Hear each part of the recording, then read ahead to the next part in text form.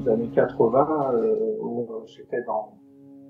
Curieusement, quand je suis arrivé à Paris, je travaillais dans une cave, c'était un peu ça. Et je faisais une peinture, voire beaucoup de références à la préhistoire, presque. Avec du trait, avec de la matière plutôt minérale, etc. Il y a des influences qu'on ne voit pas, mais finalement, c'est vrai.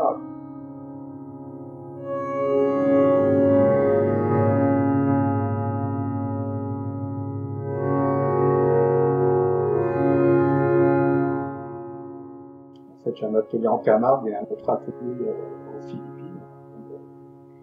Et que c'est entre ces deux choses, c'est l'esprit plutôt campagne. Je ne suis pas en ville. Ce qui m'entoure, le bruit le bruit dans les feuilles, la végétation, les oiseaux, les papillons. J'essaie de donner toujours une résonance entre chaque fois, c'est comme elles doivent, comment dire, c'est une complicité entre chaque fois. Elles se parlent entre elles, en fait. Elles sont faites pour se parler entre elles.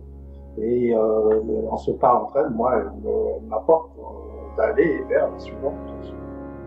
Mon travail, si on peut dire, c'est de vendre de la matière, de la texture, et puis aussi de la joie, du bonheur.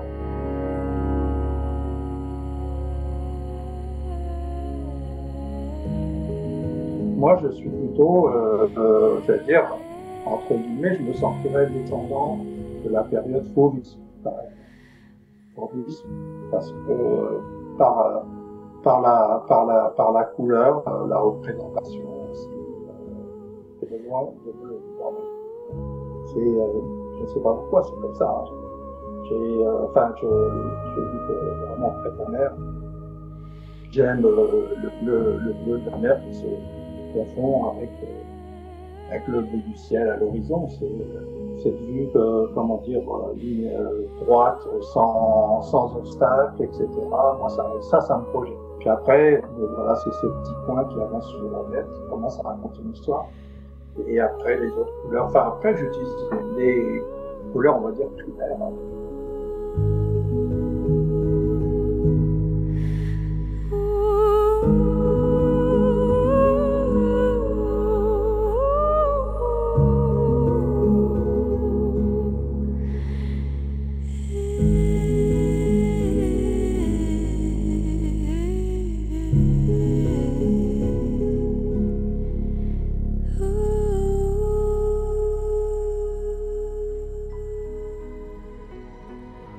J'ai fait toute une étude sur, par exemple, les tentatives de yoga, et puis, donc, quand j'ai fait cette étude, on pouvait reconnaître facilement qu'il y avait une histoire avec les danseuses de yoga. Et pour arriver à une toile comme ça, où on retrouve, comment dire, la robe de danse a disparu, c'est devenu une sorte de longue robe, plutôt voire 18e siècle. Et je ne sais pas pourquoi, c'est vraiment là, ça, et cette toile me fait penser à la Louisiane, au Mississippi, plutôt vers le 19e siècle, avec ces femmes avec des longues robes. Alors la couleur rouge n'est pas pour y mettre du sang, enfin, je pense que c'est plus pour mettre de l'intensité et de la vivacité. J'aime beaucoup la danse, qu'elle soit classique ou contemporaine, parce que ce sont des gestuels évidemment artistiques, mais ce sont des gestuels de dépassement, en fait, dépassement, parce que ce sont des choses qui s'envolent, c'est libre, ça c'est des choses, c'est l'inspiration de liberté aussi. Après, bon, je ne sais pas ce que je ferai l'année prochaine. Hein. Il y a un moment, on va au bout des choses. Je suis sur des sujets, j'explore. On est à la fin, on a fait, quand on pense avoir fait du tour,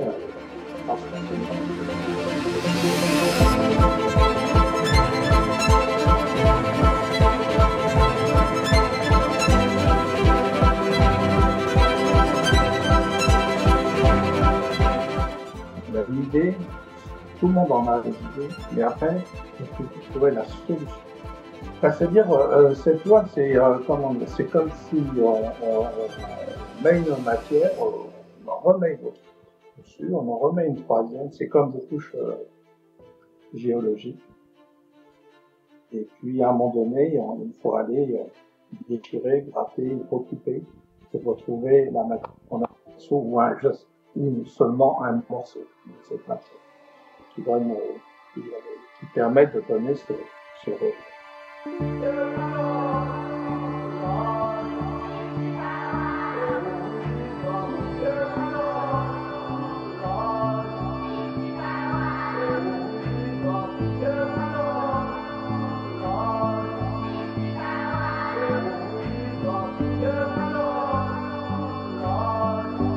Moi, je pense à une continuité, c'est-à-dire